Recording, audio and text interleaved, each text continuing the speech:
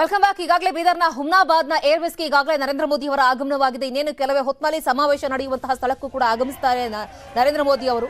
ಈಗಾಗಲೇ ರಾಜ್ಯ BJP mission 150 target ಅನ್ನು ಹಾಕೊಂಡ್ಬಿಟ್ಟಿದೆ.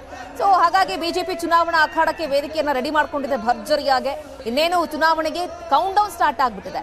ಈ ಹಿನ್ನೆಲೆಯಲ್ಲಿ ಈಗಾಗಲೇ ಕೇಂದ್ರ ಸಚಿವ ಅಮಿತ್ ಶಾ ಅವರು, ಬಿಜೆಪಿ ರಾಷ್ಟ್ರೀಯ ಅಧ್ಯಕ್ಷ ಜೆಪಿ ನಡ್ಡಾ ಸೇರಿದಂತೆ ಬ್ಯಾಕ್ ಟು ಬ್ಯಾಕ್ ಘಟಾನುಘಟಿ ನಾಯಕರುಗಳೆಲ್ಲ ಕೂಡ ಬಂದು ಒಂದು ಹವಾವನ್ನ ಕ್ರಿಯೇಟ್ ಮಾಡಿ ಹೋಗಿದ್ದಾರೆ. ರಾಜ್ಯದಲ್ಲಿ ಅಬ್ಬರದ ಪ್ರಚಾರವನ್ನು ನಡೆಸುತ್ತಿದ್ದಾರೆ. ಅಮಿತ್ ಶಾ ಅವರು ಇನ್ನೂ ಕೂಡ ಇಲ್ಲೇ ಬೀಡ್ಬಿಟ್ಟಿದ್ದಾರೆ. ಸೊ ಇವತ್ತು ಸಂಜೆಗೆ ಅವರು ವಾಪಸ್ ಹೋಗ್ತಾರೆ. ಸೊ ಇದು ಒಂದು ಕಡೆ ಆಯ್ತು ಅಂತ ಹೇಳಿದ್ರೆ, ಇವರೆಲ್ಲರೂ ಹಾಕೊಟ್ಟಂತಹ ಪ್ಲಾಟ್ಫಾರ್ಮ್, ಯಾಕಂದ್ರೆ ನರೇಂದ್ರ ಮೋದಿ ಅವರ ಈಗ ನೇರ ದೃಶ್ಯಾವಳಿಗಳನ್ನ ತಾವು ಗಮನಿಸ್ತಾ ಇದ್ದೀರಿ. ಬೀದರ್ನ ಹುಮ್ನಾಬಾದ್ನ ಸಮಾವೇಶ ನಡೀತಾ ಇರುವಂತಹ ಜಾಗದಿಂದ ಒಂದು ಕಡೆ ಸಾಕಷ್ಟು ಸಂಖ್ಯೆಯಲ್ಲಿ, ಲಕ್ಷಾಂತರ ಸಂಖ್ಯೆಯಲ್ಲಿ ಜನ ಸೇರಿದ್ದಾರೆ. ಯಾಕಂದ್ರೆ 2 ಲಕ್ಷಕ್ಕೂ ಅಧಿಕ ಜನರನ್ನ ಸೇರಿಸಬೇಕು ಅನ್ನೋ ಒಂದು ಟಾರ್ಗೆಟ್ ಬೀದರ್ನ ಬಿಜೆಪಿಯ ಪ್ರಮುಖ ಮುಖಂಡರುಗಳಿಗಿತ್ತು. ಯಾಕಂದ್ರೆ ಬೀದರ್ನ 6 ವಿಧಾನಸಭಾ ಕ್ಷೇತ್ರಗಳ ಕಾರ್ಯಕರ್ತರು ಕೂಡ ಆ ಭಾಗದಲ್ಲಿ ಜಮಾಯಿಸಿದ್ದಾರೆ. ನರೇಂದ್ರ ಮೋದಿ ಅವರ ಆಗಮನ ಕೂಡ ಆಗಿದೆ. ಇನ್ನೇನು ಕೆಲವೇ ಹೊತ್ತಿನಲ್ಲಿ ಅವರ ಅಬ್ಬರದ ಮತ ಪ್ರಚಾರ ಕೂಡ ಶುರುವಾಗುತ್ತೆ. ತಾವು ಗಮನಿಸ್ತಾ ಇದ್ರಿ, ಒಂದು ಕಡೆ ಮುಖ್ಯಮಂತ್ರಿಗಳು ಆಸೀನರಾಗಿದ್ದಾರೆ, ಮತ್ತೊಂದು ಕಡೆಗೆ ನರೇಂದ್ರ ಮೋದಿ ಅವರ ಆಗಮನ ಆಗಿದೆ, ಅವರು ಕೂಡ ಆಸೀನರಾಗಿದ್ದಾರೆ. ಮತ್ತೊಂದು ಕಡೆ ಎಲ್ಲರೂ ಕೂಡ ನರೇಂದ್ರ ಮೋದಿ ಅವರನ್ನ ನೋಡಿದ ಕೂಡಲೇ ಬಹಳ ಹುಮ್ಮಸ್ಸಿನಲ್ಲಿ ಅವರ ಕಾರ್ಯಕರ್ತರಿದ್ದಾರೆ. ಆ ದೃಶ್ಯಗಳನ್ನ ತಾವು ಗಮನಿಸ್ತಾ ಇದ್ರಿ. ವೇದಿಕೆಯ ಮೇಲೆ ಎಲ್ಲ ವ್ಯವಸ್ಥೆಗಳು ಕೂಡ ಆಗಿದೆ. 2 ಲಕ್ಷಕ್ಕೂ ಅಧಿಕ ಜನರನ್ನ ಸೇರಿಸಿ ಈ ಸಮಾವೇಶವನ್ನ ಯಶಸ್ವಿಗೊಳಿಸಬೇಕು ಅಂತ ಹೇಳಿ ಈಗಾಗಲೇ ಬಿಜೆಪಿಯ ರಾಜ್ಯ ಮುಖಂಡರು ಈಗಾಗಲೇ ಪ್ಲಾನ್ ಗಳನ್ನ ಮಾಡ್ಕೊಂಡಿದ್ರು. ಅದೇ ರೀತಿಯಲ್ಲಿ ಜನರು ಕೂಡ ಸೇರ್ಕೊಂಡಿದ್ದಾರೆ.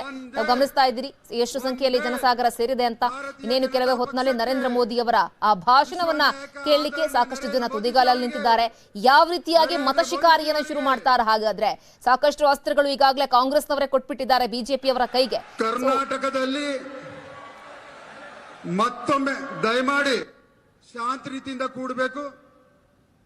ಕರ್ನಾಟಕದಲ್ಲಿ ಕಮಲವನ್ನು ಅರಳಿಸಿ ಮತ್ತೊಮ್ಮೆ ಭಾರತೀಯ ಜನತಾ ಪಕ್ಷದ ಸರ್ಕಾರವನ್ನ, ಪೂರ್ಣ ಬಹುಮತದ ಸರ್ಕಾರವನ್ನ ತರಲಿಕ್ಕೆ ಚುನಾವಣೆಯ ಪ್ರಚಾರಕ್ಕಾಗಿ ವಿಶ್ವಗುರು ಬಸವಣ್ಣನವರ ಕರ್ಮಭೂಮಿ, ಸಾಮಾಜಿಕ ಕ್ರಾಂತಿಯನ್ನ ಸಾರಿದಂತ ಭೂಮಿ, ಸಮಾನತೆಯ ಸಾರಿದಂತ ಭೂಮಿ, ಅನುಭವ ಮಂಟಪದಿಂದ ವಿಶ್ವಕ್ಕೆ ಪ್ರಜಾಪ್ರಭುತ್ವ ಅನ್ನುವಂತ ಕಲ್ಪನೆಯನ್ನು ಕೊಟ್ಟಿದ್ದಂತ ಭೂಮಿಯಿಂದ ನಮ್ಮೆಲ್ಲರ ನೆಚ್ಚಿನ ಪ್ರಧಾನಮಂತ್ರಿಗಳು, ಪರಮಾದರಣೀಯ ಸನ್ಮಾನ್ಯ ಶ್ರೀ ನರೇಂದ್ರ ಮೋದಿಜಿ ಅವರಿಗೆ ನಾನು ನಿಮ್ಮೆಲ್ಲರ ಪರವಾಗಿ ಶಿರವನ್ನ ಬಾಗಿ ಮುಗಿದ ಕೈಗಳಿಂದ ಅವರಿಗೆ ನಾನು ಶರಣಾರ್ಥಿಗಳನ್ನು ಹೇಳುತ್ತೇನೆ. ಹಾಗೂ ಎಲ್ಲರಿಗೂ ನನ್ನ ರಾಮ್ಗಳು. ಇವಾಗ ಜಿಲ್ಲಾ ಅಧ್ಯಕ್ಷರು ಮತ್ತು ತಂಡದ ಜೊತೆಯಲ್ಲಿ ಮಾನ್ಯ ಪ್ರಧಾನಮಂತ್ರಿಗಳ ಸನ್ಮಾನ್ಯ ಶ್ರೀ ನರೇಂದ್ರ ಮೋದಿ ಅವರಿಗೆ ಸ್ವಾಗತ ಮತ್ತು ಸನ್ಮಾನವನ್ನ ಮಾಡಬೇಕಾಗಿ ವಿನಂತಿಸಿಕೊಳ್ಳುತ್ತೇನೆ.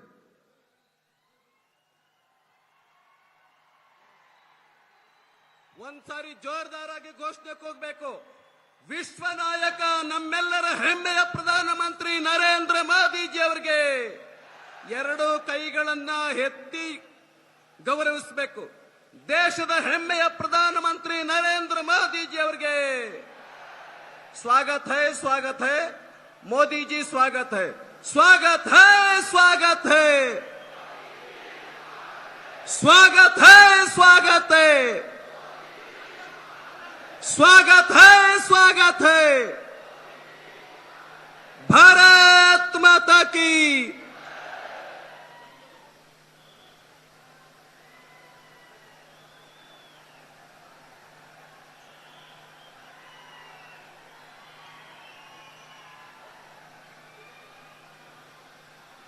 ಎಲ್ಲರಿಗೂ ಕೂಡ ಧನ್ಯವಾದಗಳು. ಹಿಂದ್ಗಡೆ ಯಾರ್ಯಾರು ಕುತ್ಕೊಂಡಿಲ್ಲ ದಯಮಾಡಿ ಕುತ್ಕೊಂಡ್ಬಿಡಿ, ಯಾರು ನಿಂತ್ಕೋಬೇಡಿ, ಕುತ್ಕೊಂಡ್ಬಿಡಿ ಎಲ್ಲ. ಈಗ ಪ್ರಧಾನಮಂತ್ರಿಗಳು ಭಾಷಣ ಮಾಡ್ತಾರೆ, ದಯವಿಟ್ಟು ಕುತ್ಕೊಂಡ್ಬಿಡಿ ಎಲ್ಲ. ಶಾಂತವಾಗಿರ್ತಕ್ಕಂಥ ವಾತಾವರಣ ಇರಬೇಕು. ಜಬರ್ದಸ್ತ್ ಭಾಷಣ ನರೇಂದ್ರ ಮೋದಿಜಿ ಅವರದಿರುತ್ತೆ. ವಿಶ್ವದ ನಾಯಕ, ಹೆಮ್ಮೆಯ ಪ್ರಧಾನಮಂತ್ರಿ ನರೇಂದ್ರ ಮೋದಿಜಿ ಅವರಿಗೆ ಈಗ ನಮ್ಮ ರಾಜ್ಯದ ಮುಖ್ಯಮಂತ್ರಿಗಳು ಮೀಸಲಾತಿಯನ್ನ ಹೆಚ್ಚು ಮಾಡಿದಂತ ಒಳ ಮೀಸಲಾತಿಯನ್ನ ನೀಡಿ ಕರ್ನಾಟಕ ರಾಜ್ಯದಲ್ಲಿ ಒಂದು ಇತಿಹಾಸವನ್ನ ನಿರ್ಮಾಣ ಮಾಡಿದಂತ ಬಸವರಾಜ ಬೊಮ್ಮಾಯಿ ಅವರು ಮಾತಾಡಬೇಕು ಅಂತೇಳಿ ವಿನಂತಿಯನ್ನ ಮಾಡ್ತೇನೆ.